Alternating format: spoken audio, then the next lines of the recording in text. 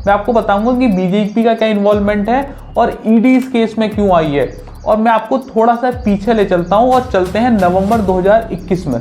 आम आदमी party Indian government की लिक्वर पॉलिसी को हटाकर अपनी नई लिक्वर पॉलिसी लेकर आती है। तो पहली पॉलिसी में क्या होता था कि 50% जो शराब के ठेके थे पूरी दिल्ली के अंदर, सिर्फ और सिर्फ मैं दिल्ली की बात कर रहा हूँ, तो दिल्ली के अंदर जो 50% ठेके होते थे वो तो गवर्नमेंट देखती थी, रेस्ट ऑफ 50% प्राइवेट कंपनीज देखती थी।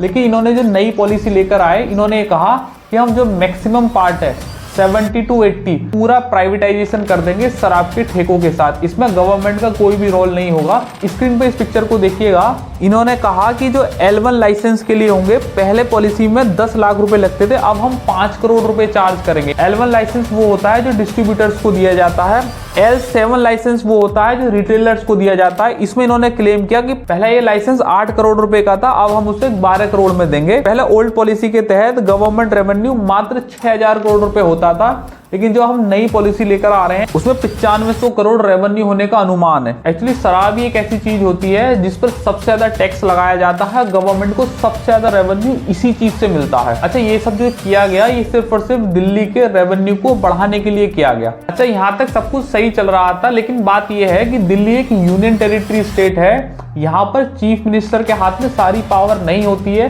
चीफ मिनिस्टर को जो भी कोई बिल लाना पड़ता है वो लेफ्टिनेंट गवर्नर की प्री परमिशन लेकर लाना होता है। लेकिन ये वाली जो पॉलिसी थी, इन्होंने बिना लेफ्टिनेंट गवर्नर की परमिशन किए ही इनेक्टमेंट कर दी। बाद में जब इसकी जानकारी लेफ्टिनेंट गवर्नर को हुई तो उन्होंने अरविंद केजरीवाल से ही पूछा कि इसमें मेरी परमिशन नहीं है, ना ही केंद्र सरकार से कोई परमिशन आई है, आप इस बिल को वापस ले लीजिएगा। तो अरविंद केजरीवाल ने ऑन पेपर ये कहा कि हाँ, हमने ये पॉलिसी वापस ले ली है, अब इसका कोई इनेक्टमेंट नहीं रह गया है। लेकिन बाद में जांच करने पर यह पता चला कि ऑन पेपर तो ये पॉलिसी खत्म कर दी गई है, लेकिन जैसे इन्होंने पॉलिसी अप्लाई की थी दिल्ली में आज भी वैसी की वैसे ही अप्लाई हो रही है। स्क्रीन पर इस पिक्चर को देखिएगा।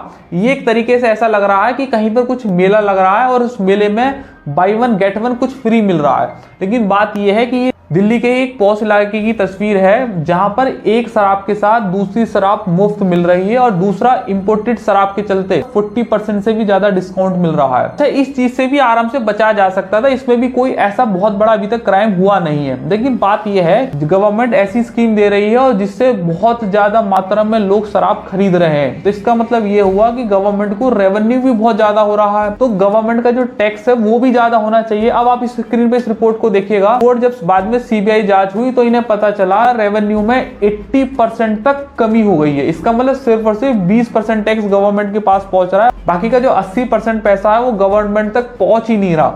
और अगर गवर्नमेंट तक पहुंच नहीं रहा है तो वो पैसा जा कहां रहा है, और असली खेल अब यहां से शुरू होता है। अच्छा, मैं आपके सामने यहां से 5 नाम अब यूज करने वाला हूं। मैं एक एक करके इनको थोड़ा थोड़ा एक्सप्लेन करूंगा, फिर बाद में लिंक कर दूंगा और आप समझने की कोशिश कीजिएगा। पहला नाम होगा मनीष सिसोदिया, दूसरा नाम होगा विजय नायर, तीसरा नाम होगा तेलंगाना की एक्स सीएम की बेटी के कविता, और एक नाम होगा साउथ की कंपनी है साउथ लिक्वर लॉबी। 5वां नाम होगा इस गेम का सबसे बड़ा मोहरा दिल्ली के चीफ मिनिस्टर अरविंद केजरीवाल का। समय आया 26 फरवरी 2023 का, मनीष सिसोदिया की शराब घोटाले में गिरफ्तारी कर ली गई, क्योंकि बात की थी कि जो पॉलिसी है वो मनीष सिसोदिया की ऑर्डर पर चल रही थी। इसी वजह से मनीष सिसोदिया को गिरफ्तार करके उनसे पूछताछ शुरू की गई। पूछताछ के बाद अब एक दूसरा नाम निकल कर आया विजय नायर का, जो इस समय आपके कम्युनिकेशन इंचार्ज है। इन्होंने अपनी पूछताछ में ये बताया कि साउथ की एक लॉबी ने आम आदमी पार्टी को 100 करोड़ रुपए दिए थे। अच्छा, ये आंकड़े अभी सही नहीं है और इनका कोई प्रूफ भी नहीं है। इनकी संभावना है कि ये 100 करोड़ नहीं, लगभग 338 करोड़ होने का अनुमान है। और गोवा इलेक्शन में आम आदमी पार्टी को 45 से 50 करोड़ का फंड दिया जाएगा। और इसी पूछताछ के बीच में एक नया नाम निकल कर आता है तेलंगाना के एक्स चीफ मिनिस्टर की बेटी के कविता, और ये भी साउथ की लॉबी से कनेक्टेड पाई गई थी। मैं आगे बढ़ूं इससे पहले मैं आपको हिंदुस्तान टाइम्स की इस रिपोर्ट को दिखाता हूं। आम आदमी पार्टी ने अपना रेवेन्यू बढ़ाने के लिए पहले की पॉलिसी में 21 ड्राई डे हुआ करते थे, लेकिन अब नई पॉलिसी में सिर्फ और सिर्फ 3 ड्राई डे कर दिए। अब मैं आपको बताता हूं ड्राई डे क्या होते हैं। ड्राई डे का मतलब यह है कि जिस दिन शराब के ठेके बंद रहेंगे। इसका मतलब ये हुआ कि पहले की पॉलिसी में 21 ऐसे दिन होते थे साल में जब शराब के ठेके बंद होते थे, लेकिन इन्होंने जब नई पॉलिसी लेकर आए 3 ड्राई डे कर दिए, जैसे पहला 26 जनवरी, दूसरा 15 अगस्त और तीसरा 2 अक्टूबर। इसके अलावा बाकी सभी दिनों पर शराब के ठेके खुले रहेंगे। इसी से ही पता चल रहा है कि आम आदमी पार्टी अपना रेवेन्यू कितने गुना ज्यादा बढ़ाना चाह रही थी।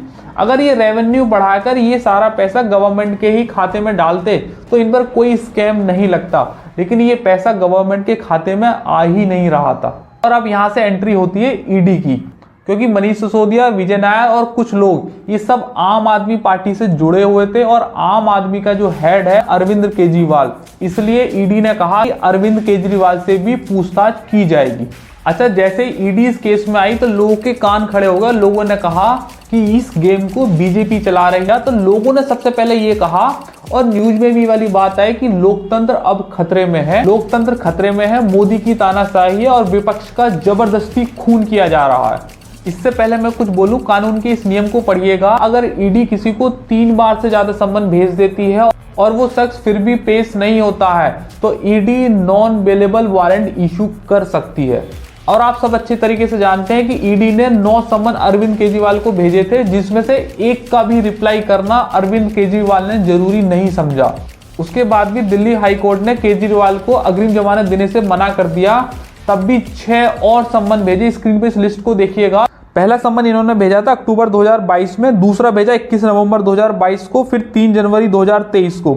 इस 3 जनवरी 2023 के सम्मन के भेजने के बाद ही ईडी एलिजिबल हो गई थी केजरीवाल को गिरफ्तार करने के लिए। इसके बाद भी 6 और सम्मन भेजे और दिल्ली हाई कोर्ट के ऑर्डर का भी इंतजार किया। और लास्ट के 2 सम्मन थे 4 मार्च 2024 को और आखिरी सम्मन था 21 मार्च 2024 को। और जब ये सारे सम्मन का एक भी रिप्लाई नहीं किया गया, इसके बदले में केजरीवाल ने विधानसभा में खड़े होकर कहा कि इन्होंने मुझे 8 से भी ज्यादा सम्मन भेज दिए हैं, मैं दिल्ली के अंदर 8 स्कूल बनाऊंगा। जबकि इन्होंने अपनी मैनिफेस्टो में कहा था कि हम 500 से भी ज्यादा नए स्कूल बनाएंगे और 50 स्कूल भी सही से नए नहीं बना सके। अजगर की पूंछ से पकड़ना शुरू करते हैं। पहले उससे रिलेटेड छोटे मोटे आदमी जैसे उनके ड्राइवर, सीए और उनसे मिलने वाले लोग, पहले इनसे पूछताछ करेंगे, उनमें जिन्हें हिरासत में लेना होगा उन्हें लेंगे, फिर बाद में उस मेन आदमी पर अटैक करते हैं। और मैं आपको इसका दूसरा पहलू भी बता दूं, अगर आपको ऐसा लगता है कि बीजेपी इस गेम को चला रही है तो गुजरात के उन दिनों को याद कीजिएगा जब नरेंद्र मोदी वहां के सीएम हुआ करते थे और सीबीआई ने उनसे घंटों पूछताछ की थी और 3 महीने के लिए गृह मंत्री अमित शाह को जेल भी जाना पड़ा था। तो आप समझ सकते हैं कि इतना आसान नहीं है ईडी, सीबीआई और कोर्ट को अपने इशारों पर चलाना। अच्छा, ईडी ने अपनी पूछताछ में ये पता किया, शराब नीति की जो फाइनल मीटिंग थी वो अरविंद केजरीवाल के घर पर हुई थी। विजय नायर ने एक आदमी के थ्रू फेस टाइम ऐप पर वीडियो कॉल पर इस डील को फाइनल कराया। लास्ट में मैं आपको अपनी ओपिनियन देना चाहूंगा। अभी पूरे मामले की जांच चल रही है, लेकिन मैं आपको एक बात बता दूं, अगर इन लोगों ने स्कैम नहीं किया होता, 1 साल से भी ज्यादा समय हो चुका है मनीष सिसोदिया की गिरफ्तारी को, और अगर इन्होंने स्कैम नहीं किया होता तो अब तक इनकी रिहाई हो जाती।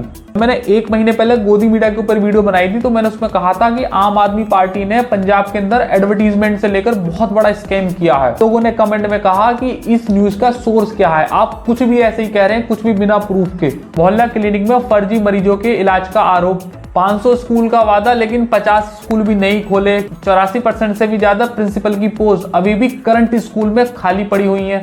अभी पूरे मामले की जांच चल रही है और अभी बहुत सारे पत्ते ऐसे हैं जो खुलने बाकी रह गए हैं। आज के लिए इतना ही रखते हैं। उम्मीद है आपको ये वाला एपिसोड पसंद आया होगा। इस वीडियो से रिलेटेड आपकी क्या ओपिनियन है, आम आदमी पार्टी के बारे में आप क्या सोचते हैं, जो अभी आरोप लग रहे हैं इनके बारे में आपको क्या लगता है, एक बार मुझे कमेंट बॉक्स में जरूर बताना। अगर आपको ये वीडियो रेलिवेंट लगी है तो वीडियो को लाइक करना और शेयर जरूर करना। चलिएगा, फिर किसी रोज मुलाकात होगी। जय हिंद।